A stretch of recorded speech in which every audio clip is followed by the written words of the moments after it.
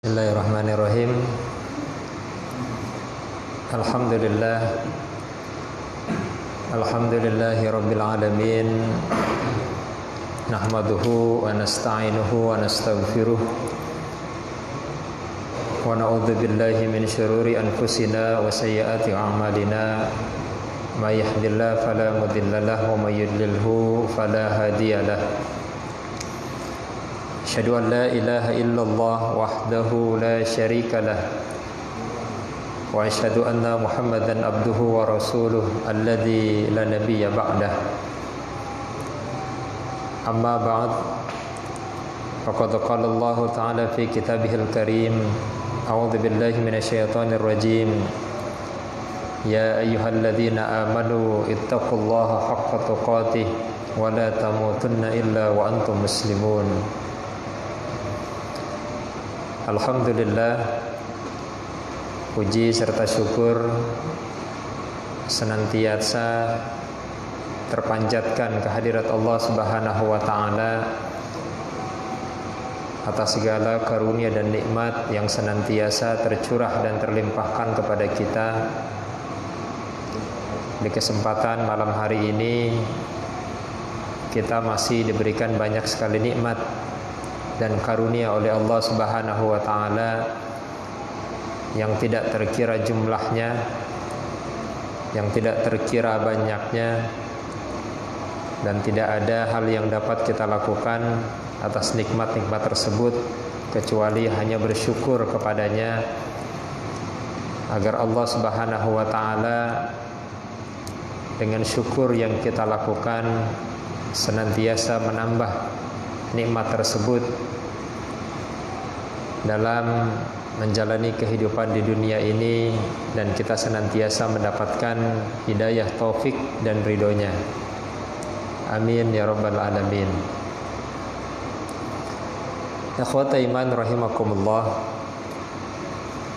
melanjutkan apa yang sudah kita pelajari pada pertemuan-pertemuan sebelumnya, di mana kita sudah memahami bahwa sesungguhnya hidup berjamaah itu adalah bagian dari perintah Allah Subhanahu wa taala dan juga perintah Rasulnya. Kita di dalam beriman dan berislam, di mana di antara pondasi-pondasinya adalah dengan kalimat syahadat dan juga melaksanakan perintah-perintah Allah berupa ibadah, baik itu ibadah salat, ibadah zakat, ibadah puasa, ibadah haji dan umrah, dan juga ibadah-ibadah yang lainnya. Maka di antara kesempurnaan kita di dalam beriman dan berislam adalah dengan hidup berjamaah. Karena ini adalah bagian dari perintah Allah Subhanahu wa taala sebagaimana yang disebutkan di dalam surah Ali Imran ayat 104. A'udzubillahi minasyaitonir rajim. Wal takum minkum ummati yad'una ilal khair wa ya'muruna bil ma'ruf wa yanhauna 'anil munkar wa ulaika humul muflihun. Dan hendaklah di antara kamu segolongan umat yang menyeru kepada kebijakan, kebajikan, menyuruh kepada yang ma'ruf dan mencegah dari yang mungkar. Merekalah orang-orang yang beruntung. Dan dari ayat ini diterangkan di dalam tafsir Al-Maraghi bahwa yang disebut dengan ummah di sini atau hidup berjamaah tidak hanya sekedar berkumpul, tidak hanya sekedar bergerombol, tetapi ada ikatan satu sama lain. Ada ikatan di antara orang-orang tersebut, dan juga di dalam perkumpulan tersebut ada yang memimpin dan ada yang dipimpin. Inilah yang disebut dengan ummah dan yang disebut juga dengan al-jamaah. Sementara di dalam tafsir Al-Manar disebutkan bahwa sebagai sebuah implementasi hidup berjamaah dalam konteks kekinian, di mana tidak ada kepemimpinan tunggal di dalam Islam, maka salah satu bentuk kita mengimplementasikan hidup berjamaah adalah dengan berjam'iyah, adalah dengan terlibat di dalam sebuah jam'iyah, di mana di sana ada sebuah sistem, ada sebuah tuntunan, dan juga ada imamah, ada pemimpin yang diikuti, sehingga sebagaimana yang disampaikan di dalam tafsir Al-Maraghi juga ada ikatan-ikatan yang terbentuk. Tetapi juga kita jangan lupa bahwa berkali-kali kita diingatkan bahwa al-jamaah ini tidak berkaitan dengan jumlah, tetapi al-jamaah ini kaitannya adalah dengan jalan mana yang dilalui antara fi sabilil haq. Al-jamaah itu adalah jalan-jalan kebenaran. Orang-orang yang ada di dalam jamaah itu adalah orang-orang ahlul haq, bukan ahlul batil. Bahkan diumpamakan sekalipun walaupun dia hanya seorang diri, tetapi pada hakikatnya hidup berjamaah itu adalah hidup bersama. Nah, maka jika ini adalah sebuah perintah, ya, adalah sebuah kewajiban yang berlaku dengan kita, maka kita ketika sudah ada kelompok-kelompok, ya, sudah ada kumpulan-kumpulan orang yang berada pada fi sabilil haq, pada jalan-jalan kebenaran, maka sesuai dengan perintah berjamaah tersebut, maka wajib kita berada pada sekumpulan orang yang berada pada jalan kebenaran tersebut. Karena kita juga tidak dibenarkan untuk menyendiri. Kita hanya dibolehkan untuk menyendiri, berada pada di jalan kebenaran manakala sudah tidak ada lagi kumpulan orang yang berada pada jalan kebenaran. Dan disampaikan kepada kita bahwa kondisi itu akan terjadi pada akhir zaman. Jadi nanti ada masanya ketika tidak ada lagi sekumpulan orang yang berada pada jalan-jalan kebenaran,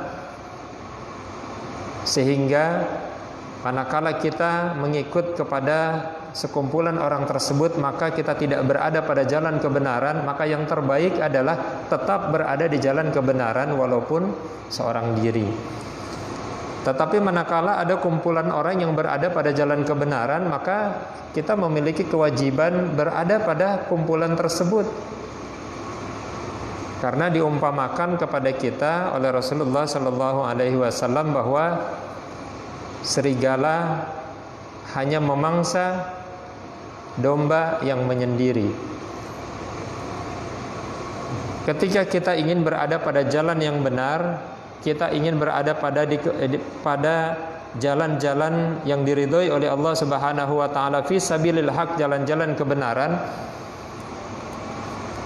Nah, maka yang paling memungkinkan untuk itu adalah ketika kita berada pada sekumpulan orang tetapi tetap pada prinsip-prinsip al-jamaah, sebagaimana yang disampaikan oleh Rasulullah sallallahu alaihi wasallam, ma ana alaihi wa ashabi, jalan-jalan yang prinsip yang aku ada di dalamnya dan para sahabatku. Yang dalam bahasa yang lain disebutkan bahwa kembali kepada Al-Quran dan sunnahku. Maka ini yang akan dijadikan barometer. Ketika ada sekumpulan orang yang kembali kepada Al-Quran dan As-Sunnah, kembali kepada Rasul dan sahabatnya, maka ini adalah barometer atau standar-standar untuk kita mengikuti jalan kebenaran tersebut. Maka ketika itu ada, nah maka kita punya kewajiban untuk berada di dalamnya. Tidak dibenarkan kita menyendiri atau seorang diri, kecuali pada situasi yang memang tidak ada lagi. Ketika kita bergabung, kita tidak berada di jalan kebenaran, maka menyendiri jauh lebih baik manakala tidak ada. pada kondisi saat ini kita melihat tentu saja kumpulan orang-orang yang kembali kepada Al-Quran dan As-Sunnah masih banyak kita temui, baik disampaikan secara lisan maupun dalam prakteknya. Jadi kembali kepada Al-Quran dan As-Sunnah ini bukan hanya sekedar lisan saja, tetapi juga pada prakteknya. Maka jika kita misalkan memperkenalkan Jam'iyah Persatuan Islam, di mana secara lisan itu disampaikan bahwa gerakan Persatuan Islam adalah gerakan yang kembali kepada Al-Quran dan As-Sunnah. Itu disampaikan oleh para pendahulu, para tokoh-tokoh, bahkan termuat di dalam Qanun Asasi dan Qanun Dakhili, atau dalam bahasa yang lain anggaran dasar dan anggaran rumah tangga. Disebutkan hal tersebut secara terbuka. Jadi tidak disembunyikan gitu. Disampaikan secara terbuka bahwa Jam'iyah Persatuan Islam itu adalah jam'iyah yang mengembalikan segala sesuatu khususnya dalam urusan agama kepada Al-Quran dan As-Sunnah. Lalu bagaimana dengan prakteknya? Prakteknya juga ya dapat dikatakan dan dapat terlihat juga seperti itu gitu. Jadi di dalam Jam'iyah Persatuan Islam prakteknya terutama dalam hal ibadah ada yang disebut dengan Dewan Hisbah atau juga Majelis Ulama. Jadi Majelis Ulama dalam Jam'iyah Persatuan Islam itu disebut sebagai Dewan Hisbah yang mengeluarkan fatwa-fatwa. Maka dalam mengeluarkan fatwa itu selalu dikembalikan kepada Al-Quran dan As-Sunnah. Manakala ada pendapat dari para ulama atau pendapat dari yang disebut sebagai imam mazhab seperti Imam Maliki, Imam Syafi'i, Imam Hambali dan sebagainya, atau para ulama-ulama muktabar di masa yang lalu, para fuqaha, para ahli fikih, itu juga tetap dijadikan sebagai sebuah rujukan pandangan, tetapi tidak dijadikan sebagai sebuah dasar. Maka ketika para ulama tersebut mengambil sebuah kesimpulan, mengambil sebuah memberikan sebuah fatwa, bukan lalu kesimpulan itunya yang dijadikan patokan, tetapi akan dilihat bagaimana dalil-dalil yang digunakan, lalu juga bagaimana istimbatul ahkam atau juga metode penetapan hukumnya sampai kepada kesimpulan tersebut. Sehingga di dalam Jam'iyah Persatuan Islam ini kita tidak fanatik kepada pendapat satu ulama, tetapi kita lihat apa yang dijadikan dasar, karena pedomannya adalah kembali kepada Al-Quran dan As-Sunnah. Dan ini juga menjadi sebuah patokan yang sangat penting, karena amal ibadah yang kita lakukan sebagaimana yang dipesankan oleh Rasulullah Sallallahu Alaihi Wasallam adalah ibadah-ibadah yang diperintahkan, ya, ibadah-ibadah yang diperintahkan baik oleh Allah dan Rasulnya, ibadah-ibadah yang ada dalilnya, yang secara kaidah usul fikih bahwa segala macam ibadah itu hanya boleh dilakukan manakala ada perintahnya. Karena asal dari ibadah itu adalah terlarang, asal dari ibadah itu dilarang. Salat, takbir, ruku, sujud, asalnya itu dilarang. Puasa asalnya dilarang, dia menjadi wajib karena ada perintah. Maka jika tidak ada perintah sholat, dilarang sholat itu. Tapi ketika ada perintah, maka hukumnya menjadi wajib. Puasa juga demikian, zakat juga demikian, karena ini kaitannya adalah dengan ibadah. Kalau kaitannya dengan kehidupan dunia, itu kebalikannya, apa saja boleh. Jadi segala sesuatu yang berkaitan dengan dunia itu seluruhnya boleh kecuali yang dilarang. Maka ketika misalkan ada beberapa yang dilarang atau tidak boleh dilakukan oleh seorang muslim, itu tidak boleh karena ada larangannya. Minum minuman keras asalnya boleh, tapi menjadi tidak boleh karena ada larangan. Berzina, main judi, itu juga asalnya boleh, tapi karena ada larangan jadi tidak boleh. Nah, maka ini dasarnya semuanya kita kembalikan kepada Al-Quran dan As-Sunnah. Nah, dalam hidup berjamaah bukan hanya sampai di situ saja. Dalam kita hidup berjamaah ini juga pada hakikatnya adalah berkaitan dengan kenyamanan, kemaslahatan dan juga keselamatan kehidupan kita baik di dunia maupun di akhirat kelak. Karena di dalam kita menjalani kehidupan di dunia ini, lalu kita beraktivitas untuk kehidupan kita pada saat ini juga sebagai seorang muslim, sebagai seorang yang beriman, aktivitas kita hari ini juga harus melakukan untuk keperluan kita, kebutuhan kita di akhirat kelak. Sehingga selain kita bekerja mencari nafkah, kita juga senantiasa melaksanakan ibadah, karena hidup kita bukan hanya di dunia tapi juga di akhirat kelak. Nah, di dalam menjalankan aktivitas tersebut, di dalam menjalankan apa yang menjadi perintah-perintah Allah dan Rasulnya maupun larangan-larangannya, terkadang di antara kita memiliki keterbatasan untuk memahami itu. Nah, sehingga salah satu bagian terpenting, salah satu solusi yang bisa kita ambil adalah dengan hidup berjamaah. Karena dengan hidup berjamaah tersebut ada pimpinan yang akan menanggung, ya. Pimpinan itu yang diangkat, seorang imam itu berkewajiban untuk membimbing dan menanggung jamaahnya. Maka ketika kita hidup berjam'iyah atau hidup berjamaah dengan segala keterbatasan yang kita miliki, lalu diangkatlah imam yang paling baik, yang paling soleh, yang paling berilmu, maka kita akan berada di dalam bimbingan mereka. Sehingga manakala ada langkah-langkah yang kita ambil yang mungkin karena ketidaktahuan kita, lalu kita mengambil langkah tersebut yang ternyata langkah tersebut itu salah, maka dengan hidup berjamaah akan ada orang-orang yang meluruskan, akan ada orang-orang yang peduli dengan hal tersebut. Maka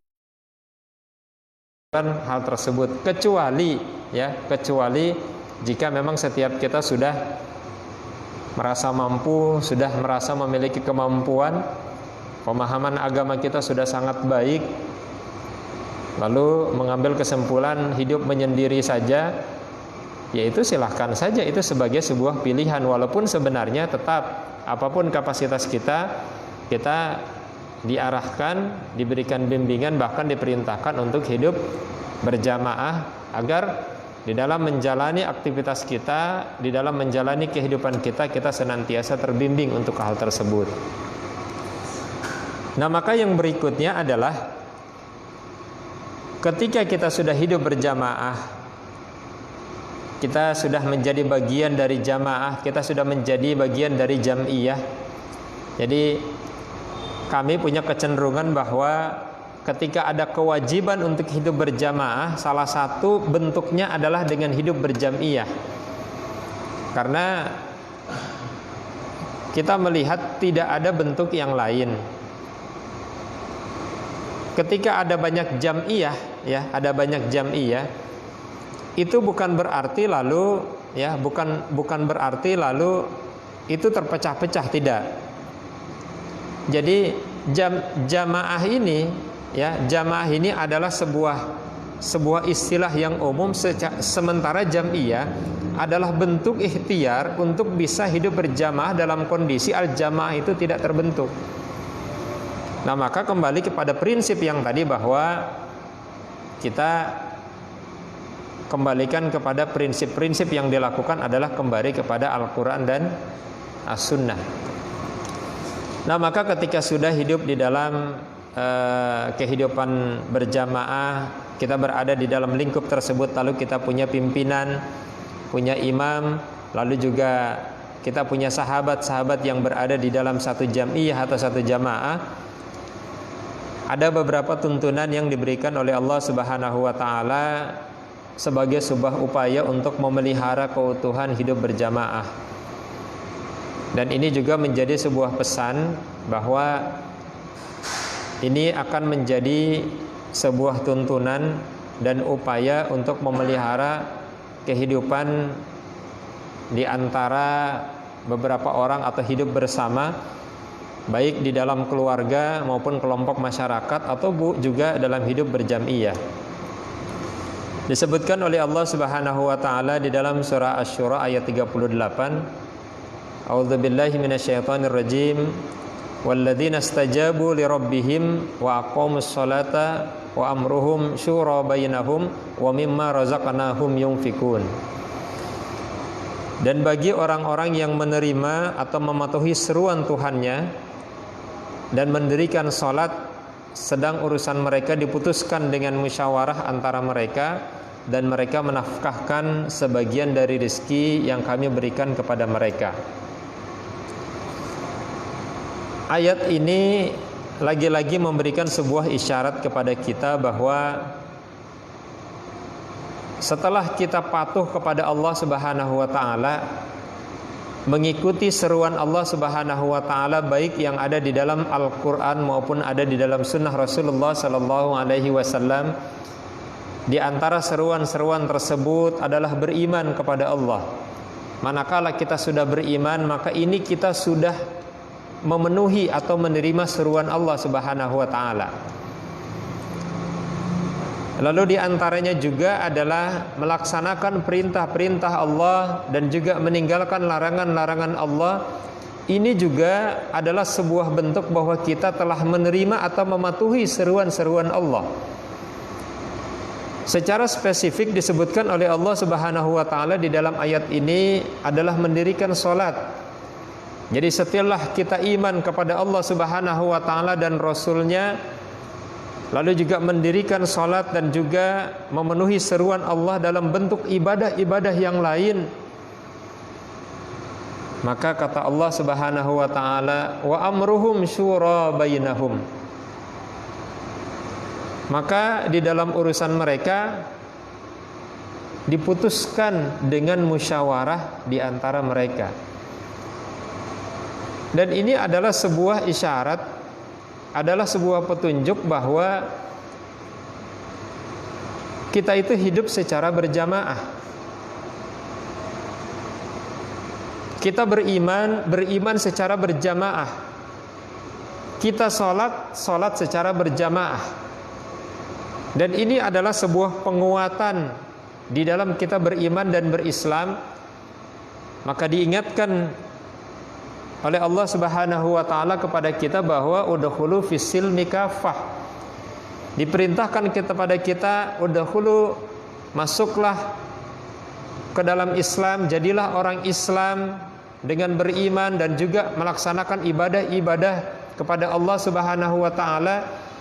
Dan bukan hanya itu, masuklah ke dalam Islam secara menyeluruh, yang juga dapat dikatakan bahwa masuknya Islam kita secara menyeluruh adalah dengan hidup berjamaah.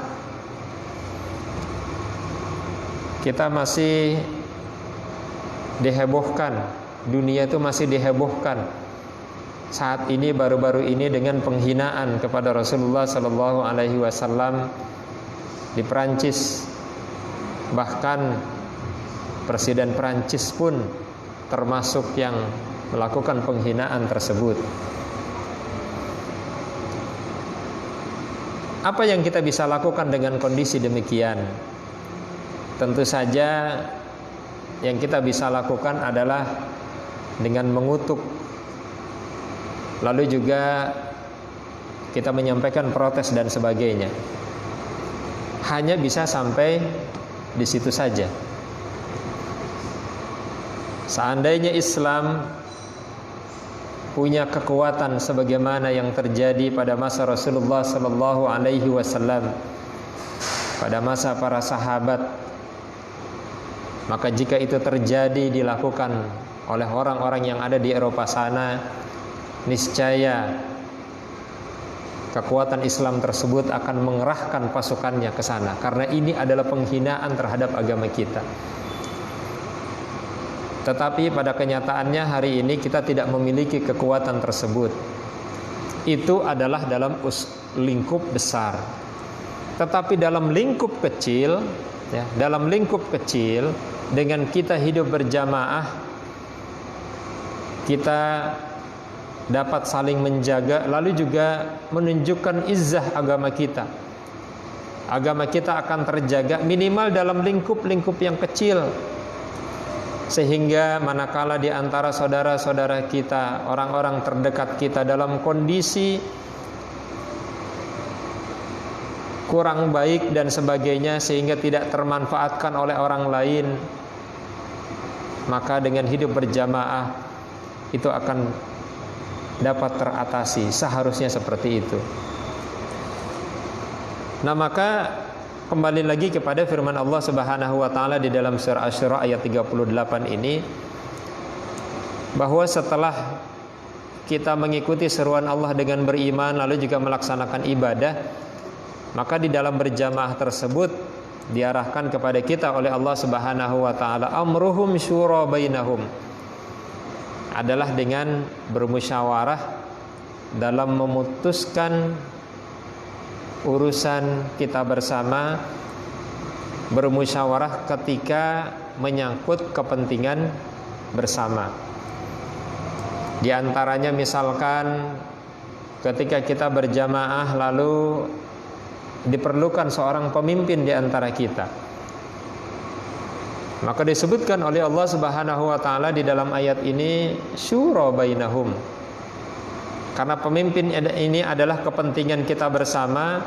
Sama seperti ketika melaksanakan sholat, kita membutuhkan imam agar kita bisa sholat berjamaah, maka imam tersebut, ya, imam tersebut dijadikan imam berdasarkan dari musyawarah.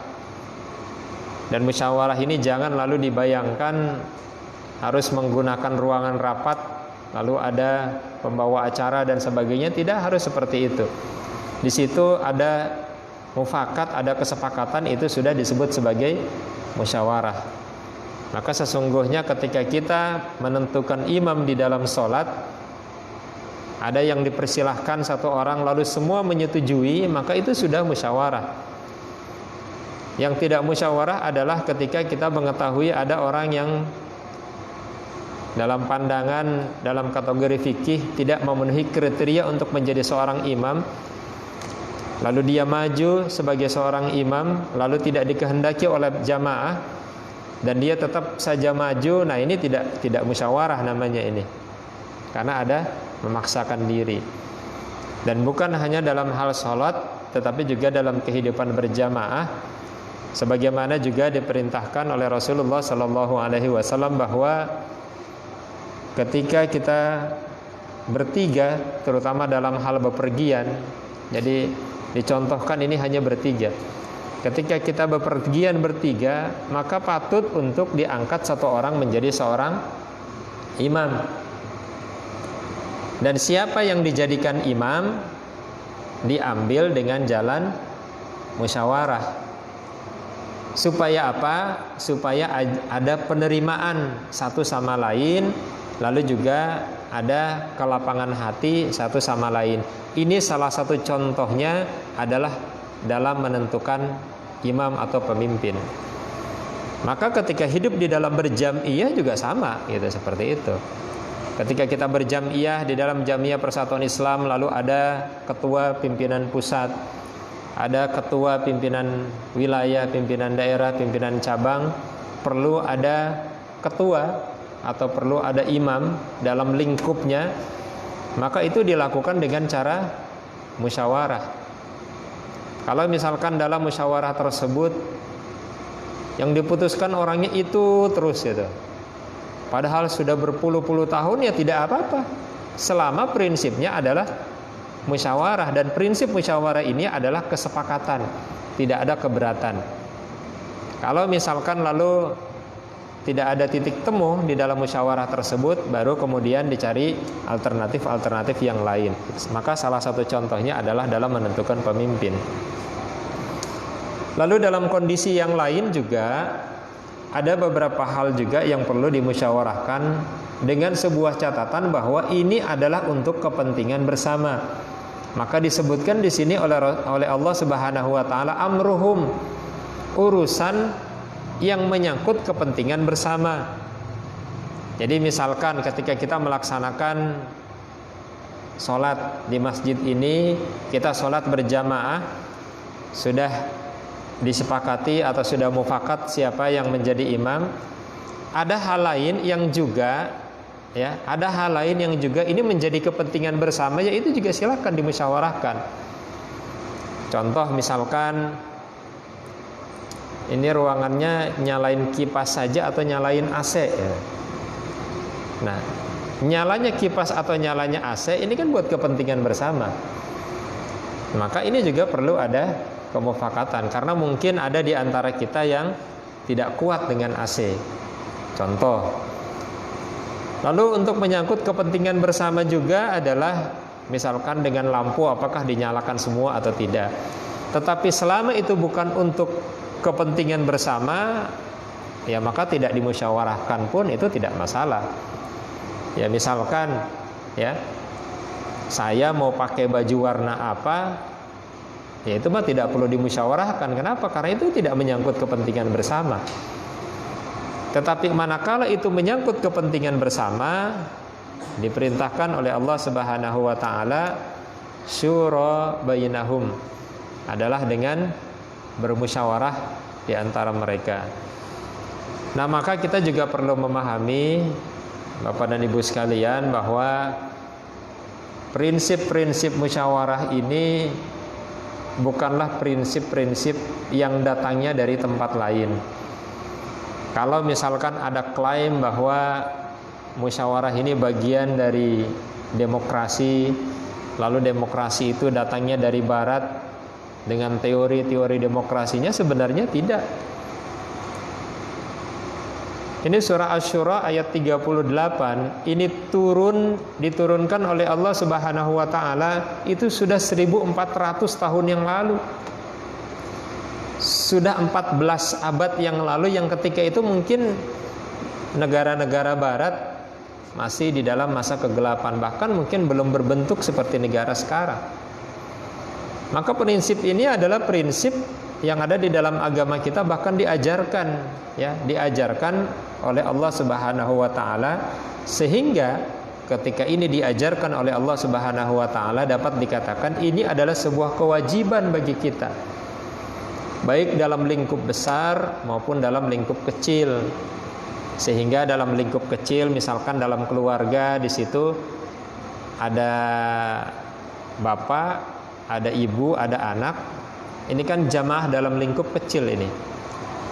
Kalau ini tidak perlu dipilih, ya, tidak perlu dimusyawarahkan, karena ini sudah ada tuntunannya secara otomatis di dalam agama kita bahwa ar-rijalu qawwamuna 'alan nisa, bahwa setiap laki-laki, setiap suami, setiap bapak adalah pemimpin bagi keluarganya. Dan dipastikan bahwa pemimpin di dalam keluarga tersebut akan dimintakan pertanggungjawaban terhadap bagaimana mereka memimpin keluarganya. Seorang bapak, seorang ayah, seorang suami akan ditanya bagaimana ibadah dari istrinya, akan ditanya bagaimana ibadah anak-anaknya. Dan beliau memiliki tanggung jawab untuk hal tersebut karena dia adalah pimpinan. Maka untuk masalah itu tidak perlu ada mufakat karena sudah ada tuntunannya secara langsung. Tetapi dalam pengambilan keputusan-keputusan tertentu, maka juga apalagi untuk kepentingan bersama, ini juga bisa dimusyawarahkan. Misalkan ketika di rumahnya lalu mau dicat, suaminya sukanya warna biru, lalu istrinya sukanya warna pink, ya itu dimusyawarahkan saja, supaya rumahnya bisa ditinggali dengan nyaman. Apalagi juga ketika sudah memiliki anak, anaknya juga sudah besar, itu dimusyawarahkan saja, karena prinsip musyawarah ini diajarkan di dalam Al-Quran. Tetapi bukan hal-hal yang sudah ditetapkan. ya. Bukan hal-hal yang sudah ditetapkan oleh Allah dan Rasulnya. Karena kalau sesuatu yang sudah ditetapkan oleh Allah dan Rasulnya, maka kita hanya tinggal mengikuti tuntunan dan ajaran-ajaran tersebut. Maka sebagaimana yang disampaikan oleh Allah Subhanahu wa taala di dalam surah Asy-Syura ayat 38 ini, salah satu bagian terpenting untuk memelihara keutuhan jamaah adalah dengan bermusyawarah. Karena kalau musyawarah ini tidak dilakukan, ya jangankan jamaah dalam lingkup yang besar, rumah tangga pun kalau sudah tidak ada titik temu bisa bubar gitu. Ketika masing-masing sudah mau mengikuti kemauannya sendiri, itulah yang menjadikan segalanya tidak bisa dilanjutkan. Nah, lalu yang kedua yang disampaikan oleh Allah Subhanahu wa taala sebagai sebuah upaya untuk memelihara keutuhan jamaah adalah sebagaimana yang disampaikan di dalam surah Al-Imran ayat 159. A'udzubillahi minasyaitonir rajim. Fabima rahmatin minallahi linta lahum walau kunta faddan ghalidhal qalbi lam faddu min haulik fa'fu anhum wastaghfir lahum wasyawirhum fil amr fa idza azamta fatawakkal 'alallah innallaha yuhibbul mutawakkilin. Maka disebabkan rahmat dari Allah, kamu berlaku lemah lembut terhadap mereka. Sekiranya kamu bersikap keras lagi berhati kasar, tentulah mereka menjauhkan diri dari sekelilingmu. Karena itu maafkanlah mereka, mohonkanlah ampun bagi mereka, dan bermusyawarahlah dengan mereka dalam urusan itu. Kemudian apabila kamu telah membulatkan tekad, maka bertawakallah kepada Allah. Sesungguhnya Allah menyukai orang-orang yang bertawakal kepadanya. Di dalam ayat ini disebutkan kembali oleh Allah Subhanahu wa taala, dan ini menunjukkan bahwa hal tersebut penting. Apa yang disebutkan lagi? Wasyawirhum fil amr. Bermusyawarahlah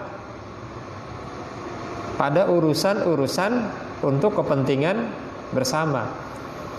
Walaupun di awalnya ini disebutkan oleh Allah Subhanahu wa taala dalam menjaga keutuhan berjamaah itu diawali dengan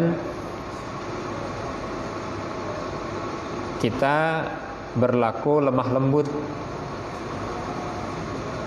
Walaupun dalam konteks yang lain berlaku lemah lembut ini bukan hanya dalam hidup berjamaah tapi juga dalam berdakwah, maka dilakukan dengan jalan lemah lembut.